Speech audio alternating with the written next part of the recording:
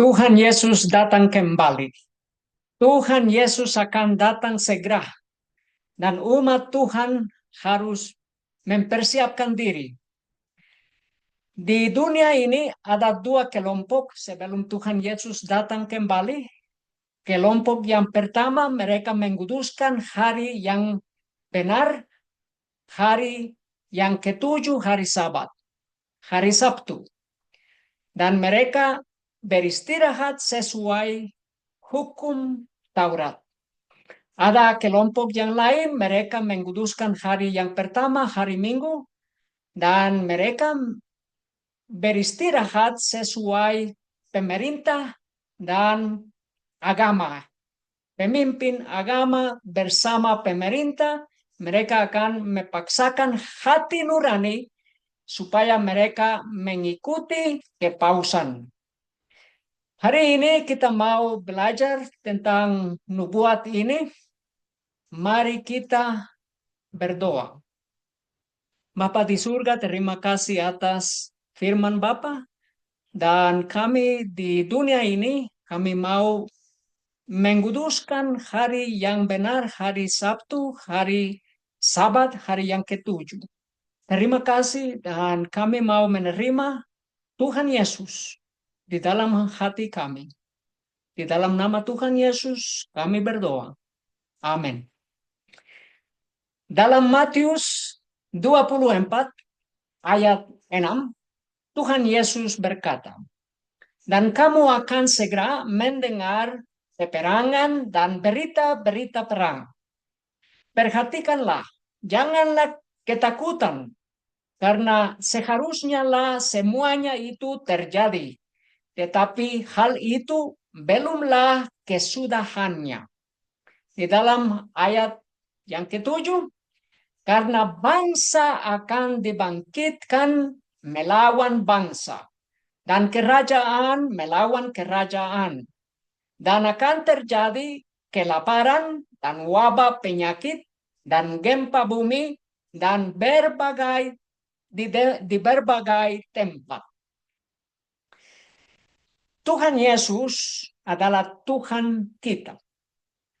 Dan kita menerima hukum Taurat, hukum Tuhan Yesus. Dan kita menghormati Tuhan Yesus. Bagaimana? Kita percaya kepada Tuhan Yesus dan menerima iman Tuhan Yesus.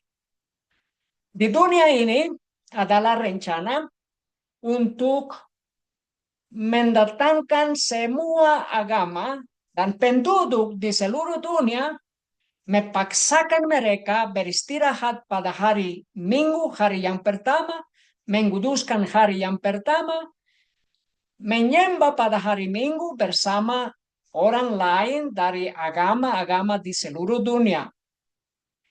Dan ini adalah warisan Paus Fransiskus yang sudah meninggal, sudah dikuburkan juga. Ini adalah warisan. Dan warisan ini adalah rencana hukum hari Minggu. Dan rencana ini adalah rencana untuk menyembah secara dipaksakan. Di sini adalah rencana untuk mendatangkan semua penduduk beristirahat untuk melindungi planet bumi. Ini adalah berita dari Arab News. Arab Saudi, Amerika Serikat dalam pembicaraan untuk mendatangani kesepakatan tentang teknologi nuklir. Ini adalah berita-berita perang. Berita perang di dunia ini. Kenapa? Karena mereka mau menyatukan agama-agama supaya penduduk dari agama-agama, dari berbagai agama-agama, menyembah bersama, berdoa bersama, dan mengikuti kepausan. Riyadh, Arab, Amerika Serikat, dan Saudi akan menandatangani perjanjian awal tentang kerjasama energi dan teknologi nuklir sipil. Sekretaris Energi Chris Wright mengatakan pada konferensi di ibu kota Saudi Arabia pada hari Minggu. Paus Fransiskus meninggal, tetapi adalah warisan perdamaian dunia. Perdamaian dunia secara dipaksakan Amerika Serikat, pemerintah Amerika Serikat, dan dipaksakan pemerintah yang lain di seluruh dunia. Ini adalah berita dunia Arab mengucapkan selamat tinggal kepada Paus Fransiskus, menyoroti warisan perdamaiannya. Ini adalah warisan yang dari Paus Fransiskus, tetapi di dalam warisan perdamaian adalah warisan untuk menyembah bersama dengan semua agama-agama. Karena itu adalah rencana perang. Di dalam rencana perang adalah negara Italia seperti pengantaran dan Arab Saudi bersama Amerika Serikat, dan mereka adalah rencana dalam kesepakatan kemitraan senilai $10 miliar untuk visi 2030. Visi 2030 adalah rencana 2030, dan ingat, karena Tuhan Yesus datang kembali, setan juga mau muncul seperti Kristus yang sudah datang. Itu adalah rencana untuk seluruh dunia. Di sini adalah pemerintah Amerika Serikat yang bergabung, dan di sini adalah Clinton yang memuji visi Saudi Arabia, visi 2030 untuk membuka potensi manusia. Ini adalah mantan Presiden Amerika Serikat, Bill Clinton. Dia mengunjungi Arab Saudi, dan di sini adalah rencana 2030. Riyadh, mantan Presiden Amerika Serikat, Bill Clinton, memuji inisiatif visi 2030 Arab Saudi pada hari Rabu, menyoroti peran mereka dalam menciptakan peluang baru bagi individu untuk mewujudkan potensi penuh mereka. Dia menekankan pentingnya visi 2030 sebagai kerangka strategis untuk pertumbuhan berkelanjutan dan mendorong negara lain untuk mencatat. Visi 2030 adalah visi supremasi kepausan. Ini adalah visi supremasi kepausan. Ini adalah rencana hukum hari Minggu. Ini adalah rencana hukum hari Minggu. Saya pikir, berkata mantan Presiden Amerika Serikat Bill Clinton, visi 2030 sangat penting. Sangat penting karena ini adalah rencana kepausan, warisan Paus Fransiskus, dan layak diinvestasikan, kata Clinton. Menambahkan, saya pikir kita Amerika harus datang ke sini dan mempelajari rencana 2030 ini dan bertanya pada diri sendiri apa yang setara dengan kita. Rencana 2030 adalah rencana kepausan. Dan untuk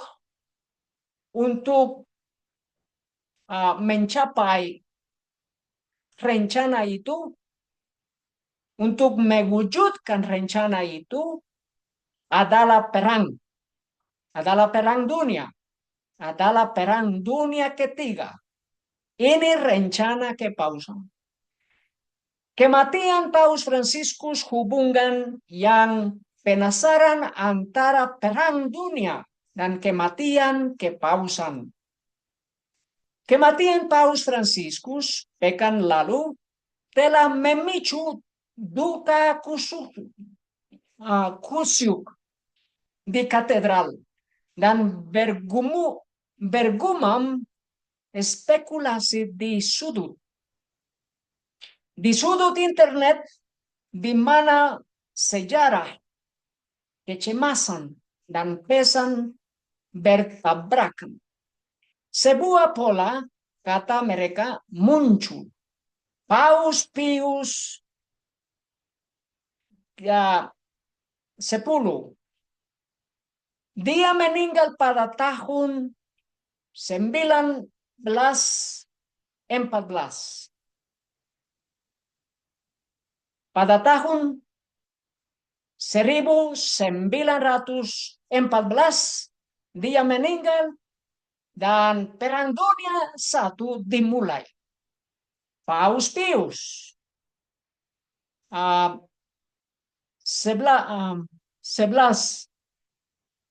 dia meninggal pada tahun 1639 pada malam Perang Dunia II. Sekarang ketika dunia mendidih dengan konflik dari Ukraina ke Gaza dan dengan ketegangan meningkat di Selat Taiwan dan Laut Cina Selatan, Paus Fransiskus telah berlalu. Waktunya bagi sebagian orang terasa tidak menyenangkan. Artinya mereka berpikir adalah perang yang ketiga yang akan datang segera. Itu karena sesuai pola ini, setiap kali paus seperti itu meninggal adalah peperangan, adalah perang. Sesuai 2 Tesalonika 2 ayat 3, firman Tuhan bilang, biarlah tidak seorang pun menyesatkan kamu dengan cara apapun, kecuali bahwa pertama-tama kemurtadan itu datang, dan manusia pendosa, yaitu anak kebinasaan itu disingkapkan. Tuhan Yesus akan datang, tetapi sebelum dia datang, ini adalah firman Tuhan, adalah kedatangan kebinasaan, itu adalah kedatangan kepausan, dan harus disingkapkan juga supaya seluruh dunia harus tahu ini adalah kemurtadan, dan ini adalah kemurtadan karena mereka mengajar seluruh dunia mereka bisa dan boleh mengampuni dosa dari orang lain. Seperti Tuhan di surga, ini adalah hujatan. Ini adalah kemurtadan. Di dalam Wahyu 18 ayat 24, di dalam kepausan, karena ini adalah sistem, di dalam dia adalah darah seluruh dunia, darah yang dibunuh di seluruh dunia. Dan di dalam dirinya telah ditemukan darah para nabi dan orang-orang kudus dan semua orang yang dibunuh di muka bumi. Ini adalah adalah jelas karena mereka yang merencanakan perang di dunia. Mereka merencanakan perang dunia satu, perang dunia dua, dan sekarang juga perang dunia tiga. Sesuai Daniel 7 ayat 25, dan dia akan mengucapkan perkataan yang menentang yang maha tinggi. Kepausan menentang yang maha tinggi. Dan akan membinasakan orang-orang kudus milik yang maha tinggi, dan dia bermaksud untuk mengubah waktu dan hukum. Mereka akan diserahkan ke dalam tangannya hingga 1 masa dan 2 masa dan setengah masa. 1260 tahun mereka membunuh miliar orang Kristen karena mereka memiliki firman Tuhan, memiliki Alkitab. Dibunuh mereka oleh kepausan. Dan karena mereka percaya kepada Tuhan Yesus dan Tuhan Yesus saja, mereka membunuh orang yang percaya kepada firman Tuhan. Ini adalah sejarah kepausan. Dan sekarang juga mereka akan menganiaya orang yang menguduskan hari yang ketujuh. Mereka mengubah hukum di dalam hati orang yang mengikuti kepausan. Tetapi hukum Taurat masih ada tertulis, masih ada di dalam firman Tuhan, dan masih ada di dalam hati umat Tuhan. Apakah kita menuju perang dunia ketiga? Itu benar adalah berita-berita tentang perang. Dan di dalam ini adalah orang Yesuit, orang Roma Katolik yang merencanakan setiap perang. Di sini adalah berita Norwegia dan Cina dalam konfrontasi penuh. Ini adalah konfrontasi penuh. Ini mereka bertanya, ini perang dunia ketiga? Sesuai Matius 24, Tuhan Yesus mengatakan, dan kamu akan segera mendengar peperangan dan berita-berita perang. Tetapi peperangan yang besar adalah peperangan di antara bangsa Tuhan Yesus dan bangsa dunia. Di antara kerajaan Tuhan dan kerajaan kepausan. Dan untuk menyatukan semua agama, mereka harus berada perang. Karena itu Amerika Serikat sesuai pemerintahan mereka berkumpul bersama kepausan, Vatikan. Di sini adalah berita kebebasan beragama.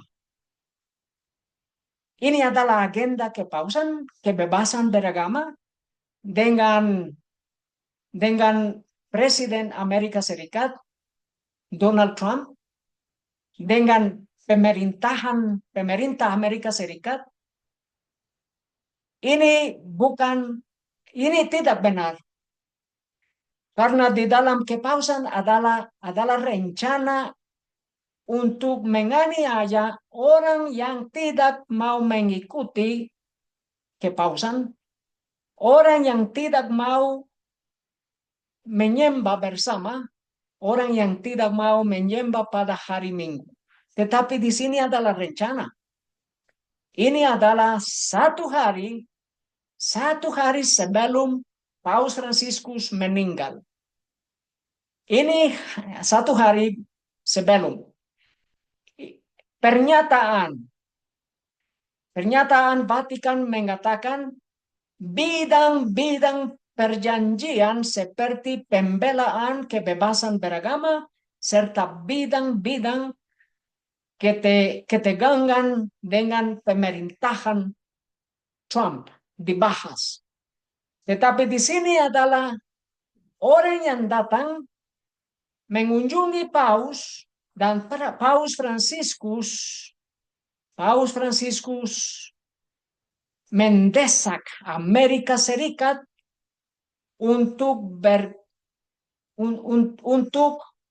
mengikuti rencana kepausan. Di dalam buku Kemenangan Akhir halaman 243 sepanjang sejarah kekristenan, Protestantisme diancam oleh musuh-musuh yang menakutkan. Kemenangan pertama pembaruan berlalu dan Roma membentuk pasukan baru dengan harapan agar dapat membinasakan Protestantisme. Ini pasukan baru adalah kelompok Yesuit. Pada waktu ini Ordo Yesuit dibentuk. Pembela-pembela kepausan yang paling kejam, yang bertindak semuanya dan sangat berkuasa. Ini adalah pasukan. Karena mereka adalah benar-benar prajurit. Dan mereka seperti orang Paus Fransiskus, mereka adalah prajurit. Mereka bersenjata juga. Karena mereka adalah pasukan. Di dalam rencana beragama adalah rencana dari Amerika Serikat untuk menggunakan peperangan, menggunakan perang, supaya mereka mendatangkan sistem perdamaian dunia. Sistem perdamaian dunia mereka mencari hari ini adalah perdamaian sesuai menyembah bersama. Agama-agama dunia menjadi satu agama yang besar. Kelompok yang besar yang akan menguduskan hari kepausan, hari Minggu. Dan pemerintah Italia, Meloni Italia mengatakan Trump akan mengunjungi Roma dan mempertimbangkan untuk bertemu Uni Eropa. Tetapi Presiden Amerika Serikat mengunjungi Roma kemarin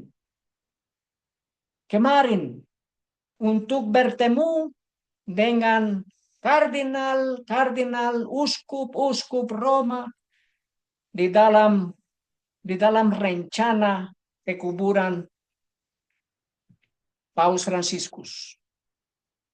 Di sini lagi, Meloni Italia mengatakan kami berharap dapat membuat Barat hebat lagi dalam pertemuan Trump. Dan kemudian hari yang kedua, Gedung Putih menggabung pertemuan Amerika Serikat Eropa saat J.D. Vance bertemu Giorgia Meloni di Roma. Pemerintah Amerika Serikat bertemu dengan pemerintah Italia. Dan kemudian pemerintah Amerika Serikat mengunjungi negara India. Wakil Presiden Amerika Serikat Vance tiba di India untuk kunjungan 4 hari saat ancaman tarif Amerika Serikat berlangsung. Ini sesudah Paus Fransiskus meninggal. Dan dia bertemu dengan Modi. Vance Modi menyambut kemajuan signifikan pada kesepakatan perdagangan Amerika Serikat India. Kemudian Modi di negara India, dia bertemu dengan Arab Saudi, pemerintahan, untuk memperkuat ikatan strategis. Ini adalah untuk memperkuat ikatan supaya mereka menjadi satu kalau ada peperangan, adalah perang. Kalau ada perang yang akan datang, mereka akan menjadi satu kelompok. Di sini adalah satu kelompok lain, Jepang, China, dan Korea Selatan membahas kerjasama trilateral. Tetapi sesuai berita ini, China, Jepang, Korea Selatan akan bersama-sama menanggapi tarif Amerika Serikat. Menanggapi perang tarif Amerika Serikat. Ini adalah rencana peperangan. Ini adalah berita perang. Dan Amerika Serikat dan negara Italia, mereka merencanakan bersama negara-negara Arab. Dan di sini adalah kesepakatan investasi 40 miliar dolar historis. 40 miliar dolar untuk merencanakan rencana 2030. Dan di dalam rencana 2030 adalah rencana perang. Dan rencana perang ini adalah warisan kepausan. Ini juga satu minggu sebelum Paus Fransiskus meninggal, dia bertemu dengan Raja Inggris. Raja Inggris Charles yang ketiga bertemu dengan Paus Fransiskus. Ini yang datang dari Uni Eropa, dunia yang lama, dan dunia yang baru, Amerika Serikat. J.D. Vance dari pemerintah Amerika Serikat. Ini adalah warisan kepausan lagi antaragama. Rencana antaragama dan iklim. Ini adalah warisan yang Raja Inggris yang mengunjungi negara Mesir tentang misi antaragama. Ini adalah misi kepausan. Misi antaragama di Uni Eropa, misi antaragama di Amerika Serikat. Itu adalah misi kepausan, misi menyembah bersama di seluruh dunia. Ini adalah kelompok besar yang akan menguduskan hari Minggu. Menyembah pada hari Minggu. Semua agama. Karena itu mereka menggunakan perang. Adalah perang. Dalam Kemenangan Akhir, halaman 244, dengan berbagai penyamaran, mereka berhasil menduduki jabatan-jabatan pemerintahan negara, menjadi penasihat raja-raja, dan membentuk kebijakan negara. Ini adalah kelompok Ordo Jesuit. Mereka dengan berbagai penyamaran Mereka menjadi penasihat raja-raja. Di sini adalah raja, dan siapa yang di belakang raja-raja di dunia adalah orang Yesuit. Untuk mengontrol seluruh dunia. Mepaksakan hati nurani untuk mencari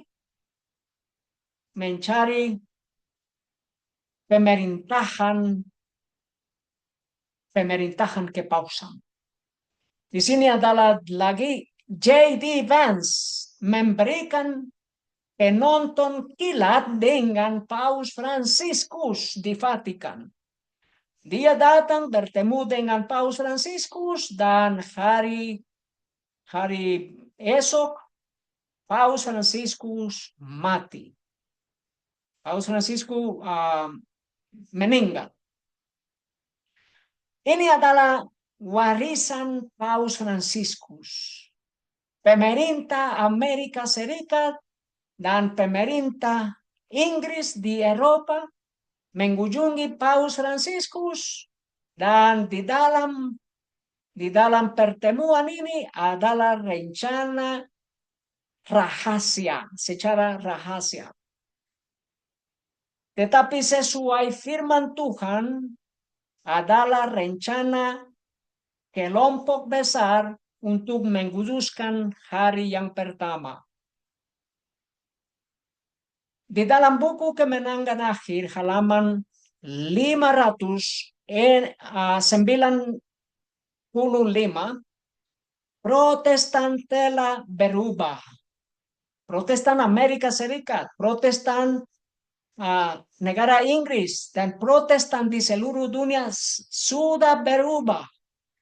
Di dalam negara Indonesia ini adalah rencana untuk berkumpul bersama secara ekumenis, merayakan Natal, merayakan Paskah bersama orang Katolik, orang lain, dan nanti akan datang krisis hukum hari Minggu, mereka juga akan menyembah pada hari yang pertama, hari Minggu. Mereka akan menerima tanda binatang. Mereka sudah berkumpul bersama dan merayakan sesuai ajaran Roma Katolik. Karena kerajaan itu merayakan Paskah, merayakan sesuai itu adalah merayakan ajaran-ajaran hari Minggu, ajaran-ajaran kepausan. Protestan telah berubah kepada dan meniru kepausan. Mereka telah berkompromi. Kalau kamu mau menyembah bersama orang dari agama yang lain, itu adalah berkompromi. Itu adalah rencana kepausan. Itu adalah warisan Paus Fransiskus. Supaya umat Tuhan yang beristirahat dan menguduskan hari yang ketujuh harus berkompromi. Harus berkompromi di dalam upacara ekumenis. Berdoa bersama orang lain, orang yang tidak mau mendengar hukum Taurat, yang tidak mau menguduskan hari yang ketujuh sesuai firman Tuhan. Tetapi mereka berdoa bersama, berkumpul bersama dengan musuh-musuh Tuhan Yesus kita. Mereka berkompromi dan memberi konsepsi di mana para pengikut kepausan sendiri heran melihatnya dan tidak dapat memahaminya. Manusia sedang menutup mata terhadap tabiat Romanisme yang sebenarnya dan bahaya yang akan timbul dari keunggulannya. Orang-orang perlu dibangunkan untuk menahan lajunya musuh kebebasan sipil dan agama yang paling berbahaya ini. Siapa musuh kebebasan sipil? Kepausan. Kenapa orang umat Tuhan berkumpul bersama musuh ini? Ini adalah warisan Paus Fransiskus, warisan untuk berkumpul bersama agama-agama di seluruh dunia. Bagaimana Paus Fransiskus membantu menginspirasi gerakan global. Ini adalah gerakan global. Umat Tuhan tahu ini adalah gerakan hukum hari Minggu. Tanda binatang, tanda kepausan. Gerakan global melawan perubahan iklim. Bagaimana?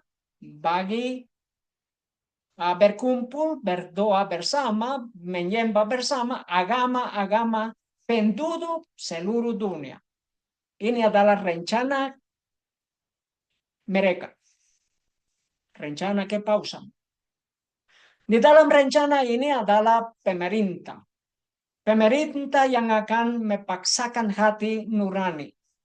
Dan di sini adalah pemerintah negara bagian dari negara Amerika Serikat. Dan mereka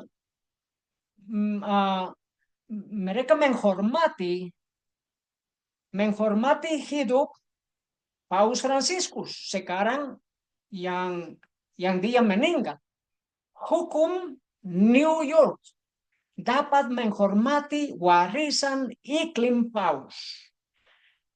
Albany, New York, Gubernur Kathy Hochul bergabung dengan umat Katolik yang berduka untuk Paus Fransiskus pada hari Senin. Mendesak warga New York untuk membuat panggilan mereka untuk melindungi yang paling rentan di dunia dari perubahan iklim sehari setelah kematian Paus. Ini adalah kehormatan dari Gubernur New York. Dan Gubernur New York, dia mendatangani RUU Superfund Iklim. Dan sekarang mereka mengatakan ini untuk menghormati warisan Paus Fransiskus.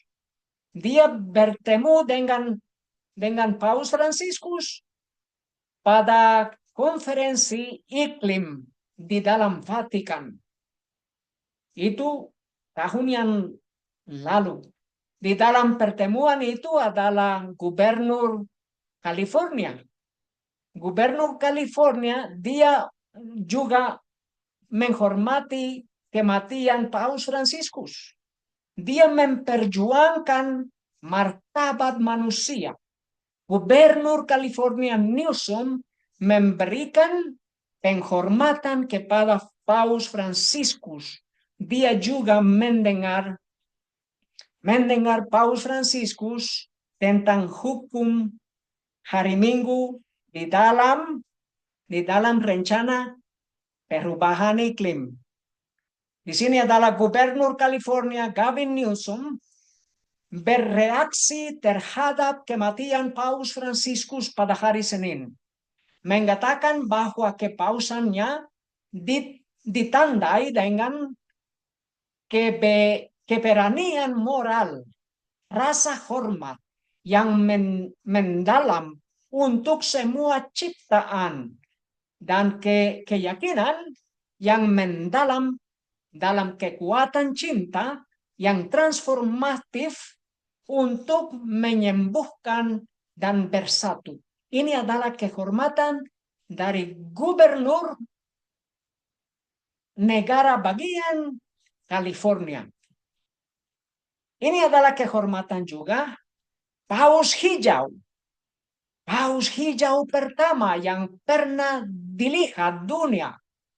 Kenapa Paus Hijau? Karena dia mendesak seluruh dunia, pemerintah dan agama untuk beristirahat pada hari Minggu untuk melindungi planet dunia terhadap perubahan iklim.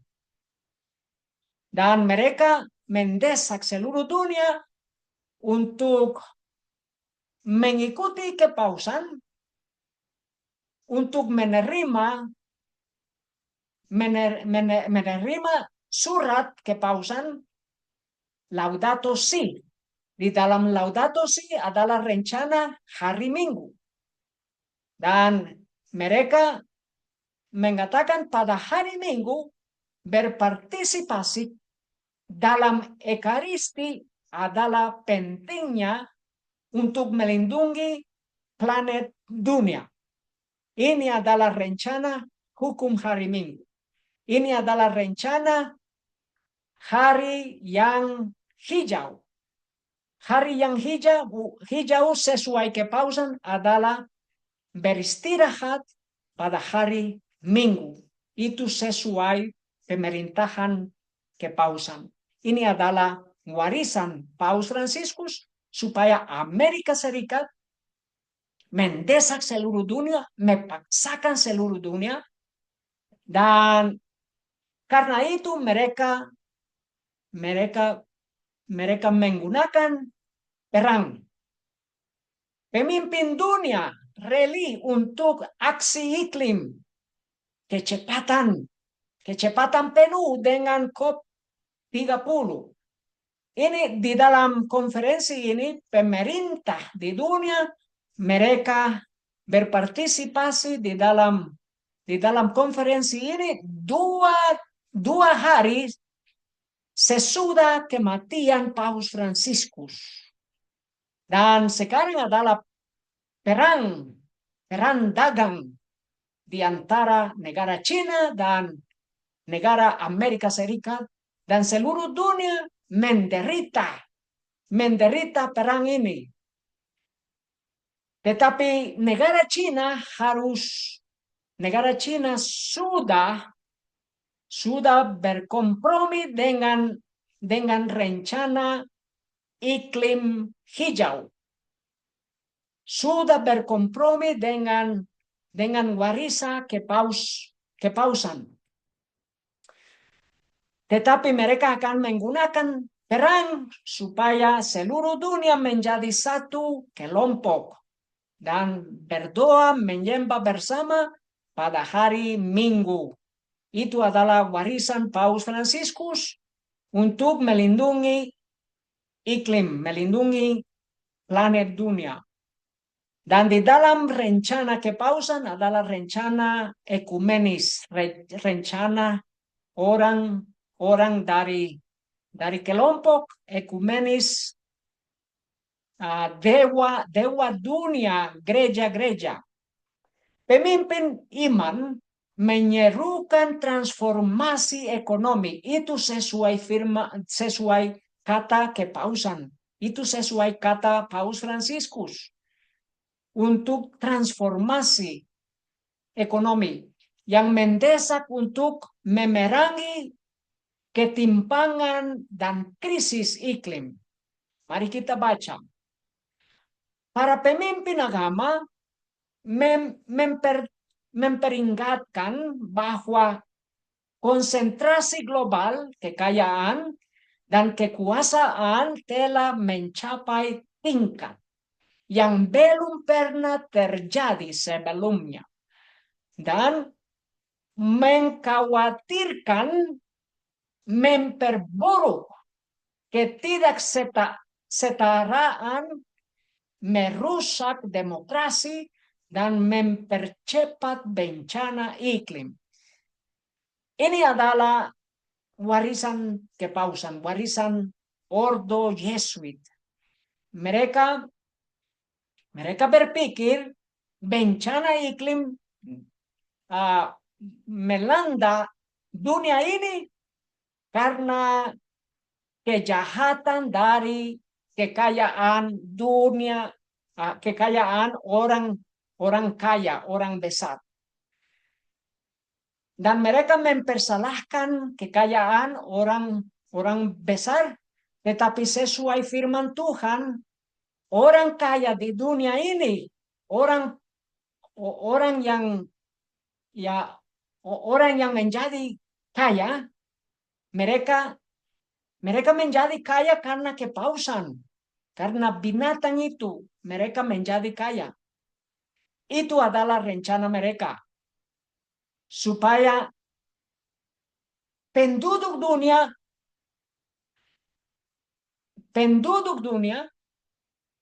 menjadi marah. Dimarahi melawan orang kaya. Tetapi waktu akan datang dan seluruh dunia akan dimarahi dan menganiaya umat Tuhan karena mereka akan berpikir sesuai pikiran setan. Dan mereka akan menganiaya orang yang beristirahat menguduskan hari yang ketujuh, hari Sabtu, hari Sabat. Itu adalah rencana kepausan. Di dalam negara Nigeria, advokasi berbasis agama penting untuk mencapai aksi iklim di Nigeria. Ini adalah rencana orang Yesuit, orang kepausan. Keadilan iklim dan lingkungan di Nigeria sekarang untuk melibatkan para pemimpin agama. Pertarungan untuk menyelamatkan umat manusia dari kerusakan perubahan iklim. Dan kampanye untuk keadilan lingkungan telah menemukan hubungan yang hilang. Pemimpin iman. Ini adalah rencana tanda binatang. Rencana hukum hari Minggu. Mereka menyembah bersama agama-agama di seluruh dunia, mendesak pemerintah untuk memerintahkan sesuai pemimpin agama, sesuai iman agama di seluruh dunia. Ini adalah warisan Paus Fransiskus. Ini adalah warisan Amerika Serikat dan Uni Eropa mau memaksakan hati nurani supaya kepausan mendapatkan otoritas di seluruh dunia. Para pemimpin agama memiliki otoritas moral yang unik. Mereka dapat menjembatani kesenjangan antara tindakan kebijakan dan akar rumput, memobilisasi komunitas mereka untuk menuntut komitmen iklim yang lebih kuat dari pemerintah. Katanya mereka. Di sini lagi, ini ada berita dari negara Vietnam. Di dalam negara Vietnam, kemitraan keempat untuk pertumbuhan hijau dan tujuan global 2030 KTT dibuka di Hanoi. Ini adalah tanda krisis hukum hari Minggu datang segera. Itu sebelum Tuhan Yesus datang kembali untuk menyelamatkan umat Tuhan Yesus. Hanoi, kemitraan keempat untuk pertumbuhan hijau. Ini adalah warisan Paus Fransiskus yang sudah mati. Dan KTT tujuan global 2030 dengan tema transisi hijau berkelanjutan dan berpusat pada orang secara resmi dibuka di Hanoi pada 16 April. Di sini dari negara Filipina, iman dalam tindakan bertema lingkungan melalui krisis, menyerukan refleksi dan tindakan untuk melindungi ibu bumi. Ini adalah ajaran-ajaran Roma Katolik. Menggunakan krisis pasca Roma Katolik untuk mendesak penduduk negara Filipina melindungi ibu bumi sesuai kata mereka. COP30, para pemimpin berbasis agama menyerukan aksi iklim oleh pemerintah. Dari negara Jerman memberitahu para guru untuk menyiapkan anak-anak untuk perang. Sekolah-sekolah didesak untuk memberikan fokus yang lebih besar untuk perlindungan sipil setelah Uni Eropa menyuruh warga untuk mempersiapkan kit kelangsungan hidup 72 jam di tengah ancaman peperangan dunia 3 yang sedang tumbuh. Ini adalah berita untuk umat Tuhan mendengar. Ini adalah tanda Tuhan Yesus akan datang segera. Ini adalah berita perang. Berita perang dunia yang ketiga sesuai pemerintahan Uni Eropa dan sekarang pemerintah Jerman. Itu adalah rencana dan warisan Paus Fransiskus yang mendesak Raja Inggris dan pemerintah Amerika Serikat sebelum dia meninggal. Paus, pemimpin agama, meluncurkan banding. Tidak ada lagi perang dan gencatan senjata universal. Itu akan menjadi seperti ini adalah rencana kepausan. Mereka memperkenalkan krisis perang dan mereka memperkenalkan solusi terhadap perang. Umat penduduk seluruh dunia menjadi satu agama, berdoa bersama, dan beristirahat pada hari Minggu, melindungi planet ini terhadap perubahan iklim, terhadap peperangan, dan mendapatkan perdamai sesuai rencana kepausan. Ini adalah orang Amerika Serikat, pemerintah Amerika Serikat, eksklusif. Gedung Putih ingin menggantikan Pete Hegseth sebagai sekretaris pertahanan. Kenapa? Karena dia membuka mulutnya dan sekarang adalah orang yang tidak mau sekretaris pertahanan tetap di posnya. Tetapi sesuai Presiden Amerika Serikat Donald Trump, orang ini harus tetap dikerja. Harus tetap. Tetapi banyak orang yang tidak suka dia dan mereka memberitahukan adalah tato di tubuh Pete Hegseth. Dan tato itu adalah yang menceritakan sebuah cerita.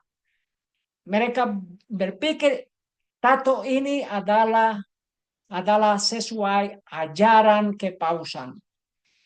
Washington ketika Pete Hegseth terus menarik kontroversi dalam peran barunya sebagai sekretaris pertahanan, perhatian telah berubah tidak hanya untuk politiknya, tetapi juga dengan tinta yang menutupi sebagian besar tubuhnya. Ini adalah tanda, ini adalah adalah salib kepausan. Dan di sini lagi adalah berita, tidak peduli apa yang dikatakan Pete Hegseth. Tatonya sama sekali tidak ada simbol khas kekristenan. Sesuai kepausan adalah salib Yerusalem, dan salib Yerusalem itu adalah salib, disebut salib tentara salib. Tentara salib yang berperang melawan orang Arab, orang Muslim, karena mereka mau mengontrol kota Yerusalem, membangunkan kuil kepausan di dalam kota Yerusalem, dan karena itu mereka mau berperang melawan umat Muslim, dan mereka membunuh juta-jutanya orang Muslim, dan mereka menggunakan salib ini. Dan sekarang orang ini pemerintah Amerika Serikat, Pete Hegseth, dia menggunakan simbol. Tato ini adalah tato kepausan. Umat Tuhan tahu adalah rencana kepausan warisan Paus Fransiskus untuk memaksakan hati nurani seluruh dunia. Ini adalah warisan Paus Fransiskus, dan di dalam Paus Fransiskus adalah salib Yerusalem, salib orang yang berperang melawan kekristenan, melawan Kristen yang benar, dan melawan orang Muslim di sejarah. Ini adalah rencana kepausan. Ini adalah rencana dan warisan Paus Fransiskus, menggunakan perang supaya orang dunia menjadi sistem yang berdoa bersama, menyembah bersama, menguduskan hari yang pertama, beristirahat pada hari Minggu, dan mengikuti kepausan. Itu adalah tanda Tuhan Yesus datang kembali, dan Dia datang segera. Umat Tuhan harus tetap menerima iman Tuhan Yesus, tetap berdiri di dalam kebenaran. Kebenaran tiga malaikat, mengikuti Tuhan Yesus, percaya kepada Tuhan Yesus, menyembah Tuhan Yesus, menerima Roh Kudus, kekudus Sang Roh Kudus, dan menyembah sesuai firman Tuhan. Mari kita berdoa. Bapa di surga, terima kasih atas firman Bapa. Terima kasih atas umat Tuhan di seluruh dunia yang menyembah pada hari yang benar, hari yang ketujuh, hari Sabat, dan mengikuti dan menyembah kepada Tuhan Yesus. Di dalam nama Tuhan Yesus kami berdoa. Amin. Terima kasih. Tuhan memberkati.